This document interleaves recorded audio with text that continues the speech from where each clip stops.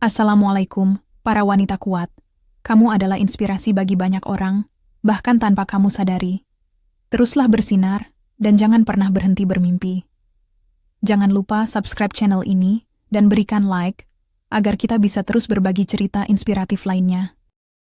Aku Dinda, seorang pelayan restoran di sebuah kafe kecil di pusat kota. Setiap hari aku bekerja keras, melayani pelanggan dengan senyum meski terkadang lelah menghantui tubuhku. Namun, ada satu hal yang selalu membuatku bersemangat menjalani hari-hari sibuk ini. Pandu, pacarku. Pandu adalah mahasiswa semester akhir di salah satu universitas ternama di kotaku. Kami sudah berpacaran selama 1 tahun. Hubungan kami tidak sempurna, tapi cintaku padanya begitu besar. Meski perbedaan status ekonomi cukup mencolok, aku hanya seorang pelayan, dan dia berasal dari keluarga berada, kami tetap saling mencintai, tanpa memedulikan hal itu. Pandu selalu berkata bahwa ia mencintaiku apa adanya, bukan karena pekerjaanku atau latar belakangku. Namun, ada satu hal yang selalu menjadi pertanyaan dalam hatiku. Kenapa Pandu tak pernah memperkenalkanku pada keluarganya? Selama 1 tahun kami bersama, aku tak pernah bertemu orang tuanya. Aku sering menanyakan hal itu, tapi Pandu selalu menghindar dengan alasan yang berbeda-beda. Kadang ia bilang ibunya sedang sibuk, kadang ia bilang waktu belum tepat. Aku mulai curiga, tapi aku mencoba menepis rasa itu. Mungkin saja ia benar-benar belum siap. Suatu hari, Pandu datang ke restoran tempat aku bekerja. Wajahnya tampak tegang, tapi matanya berbinar. Ia mengajakku bicara di sudut restoran yang sepi. "Din," katanya pelan, "aku ingin lebih serius denganmu. Aku ingin kita menikah." Hatiku langsung berdebar-debar. Aku tak bisa berkata apa-apa selain mengangguk pelan. Tapi kemudian Pandu melanjutkan. "Tapi sebelum itu, aku ingin kamu bertemu orang tuaku. Kamu mau, kan?" Aku terkejut. Ini pertama kalinya ia mengajakku untuk bertemu keluarganya. Tentu saja aku mengiyakan, meski dalam hati aku merasa gugup. Apa yang harus aku katakan? Bagaimana jika mereka tidak menyukaiku? Malam itu, Pandu membawaku ke rumahnya. Rumahnya sangat besar, jauh berbeda dari kontrakanku yang sempit. Aku merasa canggung saat masuk ke dalam rumah megah itu. Pandu memperkenalkanku pada kedua orang tuanya. Bapak Pandu tersenyum ramah, tapi ibunya, tatapannya dingin, hampir seperti menusuk. "Jadi, kamu Dinda?" tanya ibu Pandu setelah beberapa saat. Suaranya terdengar datar, namun ada nada sinis yang sulit aku abaikan. "Iya, Bu," jawabku pelan, mencoba tersenyum meski hatiku mulai merasa tidak nyaman. "Kerja di mana?" tanyanya lagi. "Aku pelayan di restoran, Bu," jawabku jujur. "Ibu." Pandu tertawa kecil, tapi tawanya terdengar seperti ejekan. "Oh, pelayan? Jadi, kamu pikir anakku akan menikahi seorang pelayan?" Aku terdiam. Hati kecilku mulai terasa sakit, tapi aku mencoba menahan air mata. "Bu, tolong jangan bicara seperti itu," protes Pandu, tapi ibunya langsung memotong. "Pandu, kamu masih kuliah. Masa depanmu masih panjang. Kamu harus menikahi wanita yang sepadan denganmu. Bukan seorang pelayan yang bahkan tak punya masa depan cerah." Kata-kata itu seperti pisau yang menusuk hatiku. Aku mencoba tersenyum, tapi rasanya sulit sekali. Pandu mencoba membela aku, tapi ibunya terus melontarkan hinaan demi hinaan. Akhirnya, aku memutuskan untuk pulang. Aku tak sanggup mendengar lebih banyak lagi. Saat aku keluar dari rumah itu, air mataku mulai mengalir deras. Hatiku hancur. Aku tak pernah merasa sebegitu rendahnya dalam hidupku. Saat itulah aku berjanji pada diriku sendiri. Aku tak akan membiarkan orang lain merendahkanku lagi. Aku harus membuktikan bahwa aku layak mendapatkan kebahagiaan, meski tanpa Pandu dan keluarganya. Setelah kejadian memilukan di rumah Pandu, aku memutuskan untuk tidak lagi memikirkan hubungan kami. Aku tahu, melanjutkan cinta dengan seseorang yang keluarganya tak bisa menerima diriku hanya akan membuatku semakin terluka. Jadi, aku memilih fokus bekerja dan menjalani hidupku sendiri. Aku ingin membuktikan pada diriku, dan juga pada orang-orang yang meremehkanku, bahwa aku bisa bahagia tanpa mereka. Hari-hariku kembali seperti biasa. Bangun pagi, bekerja di restoran, pulang malam, dan tidur setelah tubuh ini lelah sepenuhnya. Tapi ada satu hal baru yang mulai kurasakan. Rasa kesendirian yang mendalam. Setiap kali aku melihat pasangan lain tertawa bersama atau berpegangan tangan di depan restoran, hatiku selalu terasa kosong. Namun, aku mencoba menguatkan diri. Aku berkata pada diriku sendiri bahwa aku bisa melewati semua ini. Suatu hari, saat sedang melayani pelanggan di restoran, aku menyadari ada seorang pria yang sering datang ke sini. Dia selalu duduk di meja pojok dekat jendela, memesan kopi hitam, teh tanpa gula, dan membaca buku.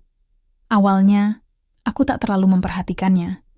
Tapi lama-kelamaan, aku mulai penasaran. Pria itu tampak berbeda dari pelanggan lain. Ada aura ketenangan dalam dirinya, sesuatu yang jarang kulihat di orang-orang yang datang ke restoran ini. Namanya Akbar. Aku baru tahu, namanya saat suatu hari dia memanggilku saat aku sedang istirahat. "Kamu Dinda, kan?" tanyanya ramah. Aku mengangguk pelan, agak bingung kenapa dia tahu namaku. "Aku sering mendengar rekan-rekanmu memanggilmu," katanya, seolah membaca pikiranku. Akbar tersenyum hangat, lalu menawarkan aku secangkir teh yang ia beli dari konter minuman. "Kamu pasti lelah kerja seharian. Minumlah." Aku ragu sejenak, tapi akhirnya menerima tawarannya. Kami mulai berbincang-bincang. Akbar ternyata orang yang sangat mudah diajak bicara.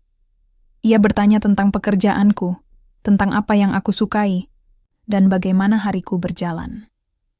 Tak seperti orang lain yang sering meremehkanku karena statusku sebagai pelayan, Akbar mendengarkanku dengan penuh perhatian. Ia tak pernah sekalipun menyinggung soal pekerjaanku dengan nada merendahkan.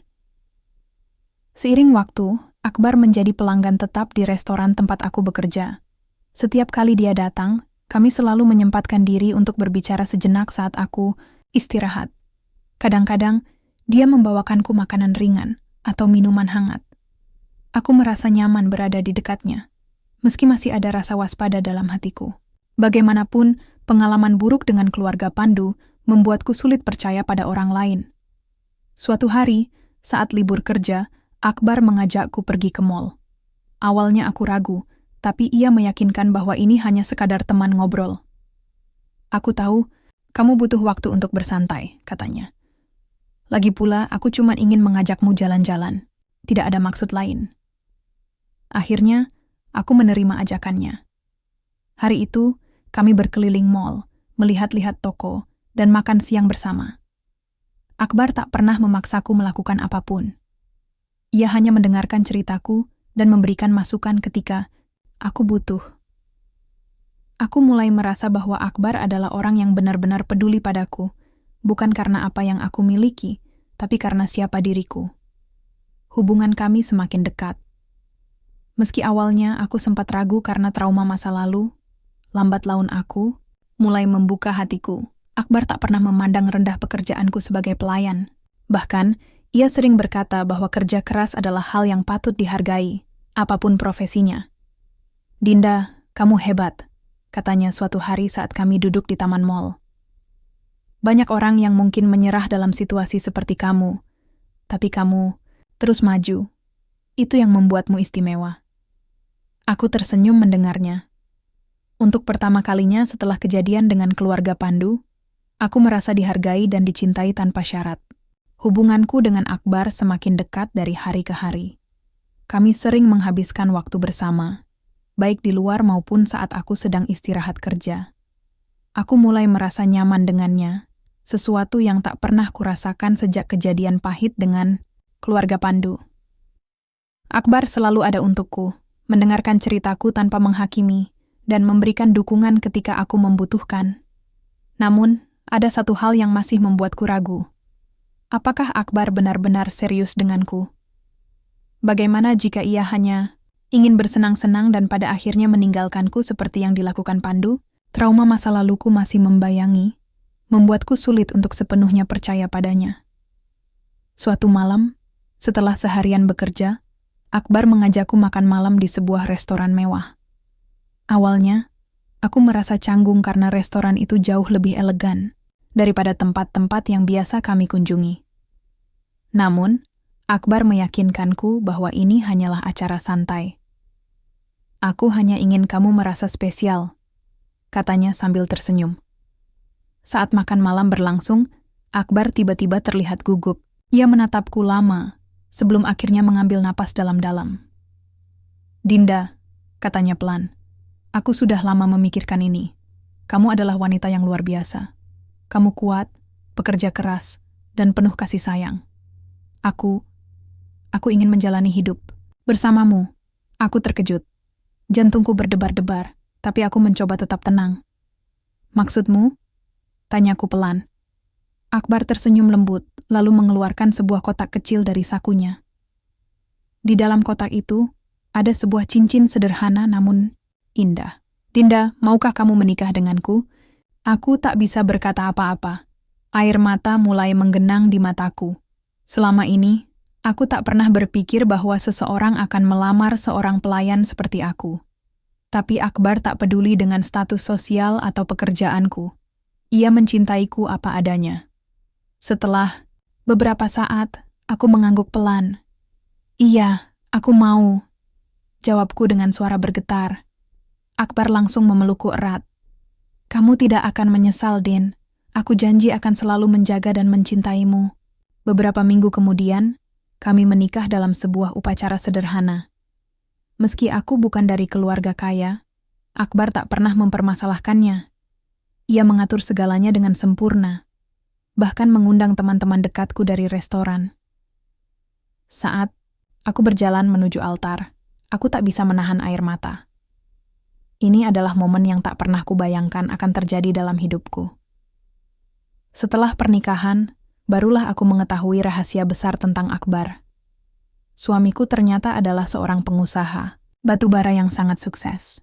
Aku tak pernah menyadarinya karena ia selalu bersikap rendah hati dan tak pernah memamerkan kekayaannya. Setelah menikah, hidupku berubah drastis. Aku tinggal di rumah mewah, memiliki mobil pribadi, dan difasilitasi segala kebutuhan. Namun, meski hidupku kini jauh lebih nyaman, aku tetap menjaga kerendahan hati. Aku tak ingin melupakan siapa diriku sebenarnya. Aku juga tak ingin menjadi orang yang sombong seperti Ibu Pandu dulu. Akbar selalu mendukungku dalam hal ini. Ia bangga melihatku tetap menjadi Dinda yang dulu. Meski kini aku telah menjadi istri seorang bos besar, hidupku kini berubah total. Aku, Dinda, yang dulu hanya seorang pelayan restoran, kini menjadi istri seorang pengusaha batubara sukses. Setiap pagi aku bangun di rumah mewah dengan fasilitas lengkap. Mobil pribadi selalu siap mengantarku kemanapun aku pergi. Aku tak perlu lagi bekerja keras seperti dulu, tapi aku tetap mempertahankan kerendahan hatiku. Akbar selalu mendukungku untuk tetap menjadi diriku sendiri, meski kini aku hidup dalam kemewahan. Namun, ada satu hal yang masih membekas dalam ingatanku, keluarga Pandu. Meski aku sudah bahagia dengan Akbar, kenangan buruk tentang hinaan Ibu Pandu masih terkadang menyusup ke dalam pikiranku. Aku mencoba melupakan mereka, tapi sulit rasanya untuk benar-benar memaafkan apa yang telah mereka lakukan padaku. Suatu sore, saat aku sedang menaiki mobil mewah bersama sopir pribadiku, aku melihat dua sosok yang sangat kukenal di pinggir jalan. Mereka tampak kusut dan lelah, sangat berbeda dari penampilan mereka dulu yang anggun dan berkelas. Itu adalah Ibu dan Bapak Pandu. Jantungku langsung berdebar-debar. Aku tak percaya bahwa aku bertemu mereka di sini, dalam situasi yang begitu berbeda. Ibu Pandu tampak mengenakan pakaian sederhana. Wajahnya penuh kerutan yang dulu tak pernah kulihat. Bapak Pandu juga terlihat lebih tua, dengan rambut yang mulai memutih. Mereka berdiri di pinggir jalan, seperti sedang menunggu sesuatu. Ketika mobilku berhenti karena lampu merah, Ibu Pandu tiba-tiba melihatku. Matanya melebar, seolah tak percaya bahwa aku ada di dalam mobil mewah itu. Dinda? Panggilnya pelan, namun cukup keras untuk kudengar.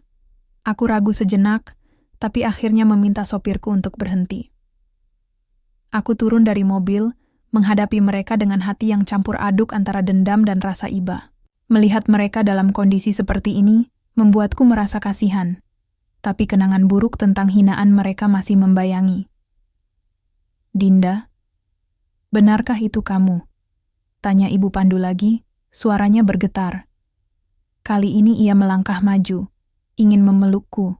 Namun aku mundur selangkah menolak pelukannya. "Iya, Bu, ini aku," jawabku dingin. Aku mencoba menahan emosiku, tapi sulit rasanya untuk tidak terbawa perasaan. Ibu Pandu terlihat terkejut dengan sikapku. "Dinda, bagaimana bisa kamu? Kok bisa begini?" katanya sambil melihat mobil mewah di belakangku. Aku tersenyum tipis, tapi senyum itu penuh arti. Ternyata, Tuhan punya rencana lain untukku, Bu. Aku tak pernah menyangka akan bertemu kalian di sini. Mereka terdiam sejenak, lalu Bapak Pandu angkat bicara. "Dinda, kami ingin minta maaf atas apa yang dulu terjadi. Kami salah menilaimu."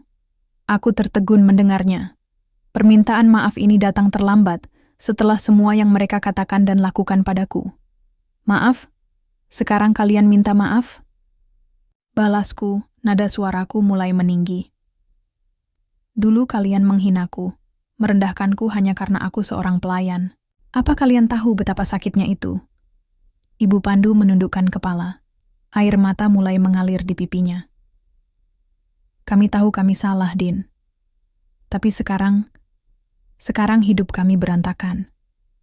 Pandu sudah menikah dengan wanita lain. Tapi dia meninggalkan kami. Istrinya tak mau menerima kami. Kami kehilangan segalanya."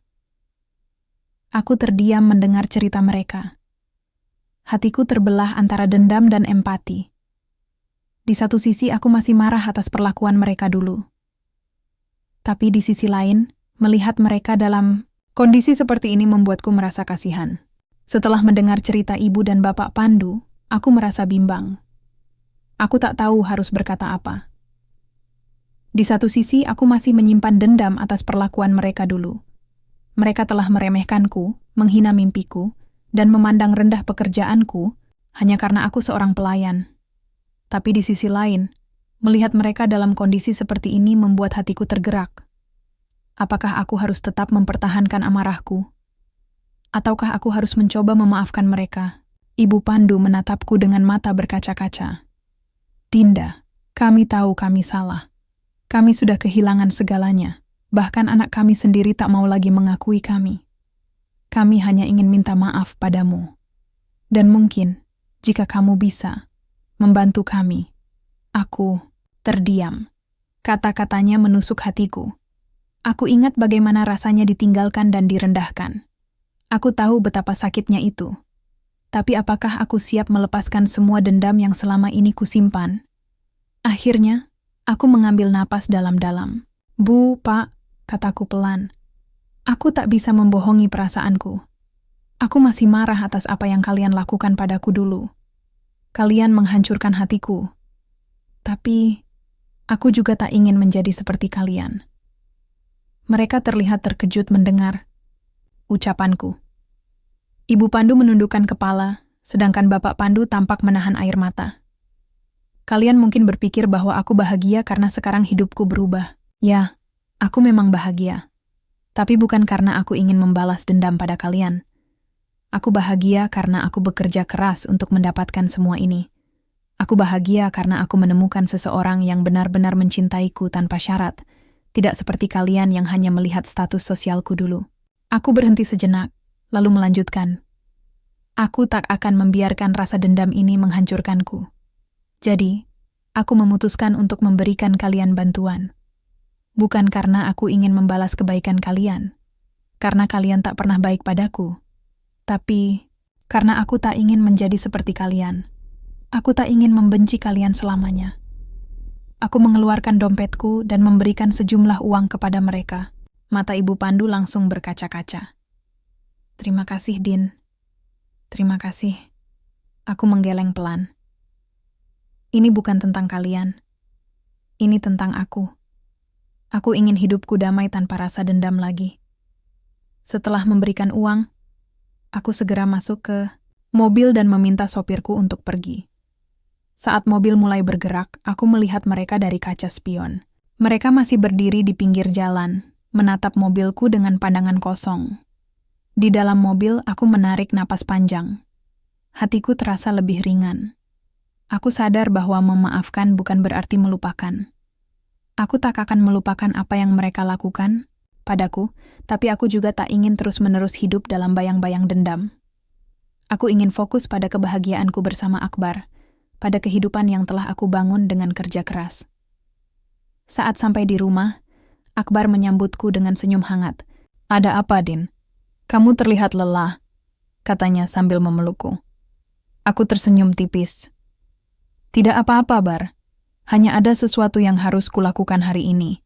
Sesuatu yang membuatku merasa lebih lega." Akbar menatapku penuh rasa ingin tahu, tapi ia tak bertanya lebih lanjut. Ia hanya memelukku erat, memberikan kehangatan yang selalu membuatku merasa aman. Malam itu, aku duduk di balkon rumahku, menatap langit malam yang penuh bintang. Aku merenung tentang perjalanan hidupku. Dari seorang pelayan restoran yang direndahkan oleh calon mertua hingga menjadi istri seorang pengusaha sukses. Aku tak pernah menyangka bahwa hidup bisa berubah begitu drastis. Namun, yang paling penting adalah aku tetap menjadi diriku sendiri. Aku tetap Dinda yang kuat, pekerja keras, dan penuh harapan. Aku tak pernah menyesali keputusanku untuk memaafkan keluarga Pandu. Bukan karena aku ingin mereka bahagia, tapi karena aku ingin diriku sendiri bahagia. Dengan melepaskan dendam, aku akhirnya bisa menemukan kedamaian dalam hatiku. Dan saat itulah aku tahu bahwa aku telah berhasil membuktikan sesuatu. Bahwa tak ada yang bisa meremehkan nilai seseorang kecuali dirinya sendiri. Aku layak mendapatkan kebahagiaan, meski harus melalui lika-liku kehidupan yang sulit.